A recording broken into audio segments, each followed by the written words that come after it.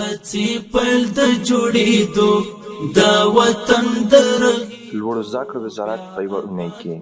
د لوړو زده کړو سرپرست په خپل کاري دفتر کې د افغانستان لپاره د اسلامي همکاریو سازمان له ځانګړي استازي سره وکتل. د لوړو زده کړو وزارت نوی ګمارل شوی علمي معین د دغه وزارت کارکوونکو ته ورمعرفي او په کار یې پیل وکړ چې په معرفت غونډه کې د لوړو زده کړو وزارت سرپرست وزیر د چارو ادارې لوی رئیس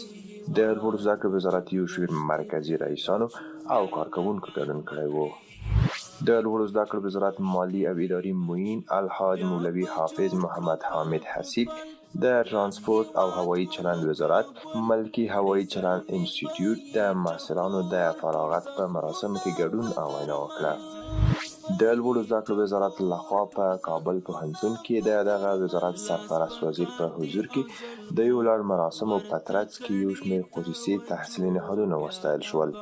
هرات پوهنتون کې د هرات، فراه، بادغیس او نیمروز تحصیلي نهادونو 22 بېلابېلو کادري بستونو لپاره له 33 داوطلبانو څخه مسلکي ازموینه واخیستل شوه.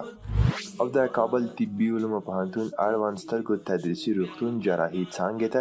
د 900,000 افغانیو په ارزښت د میکروسکوپ جراحي ماشین ورکړل شو.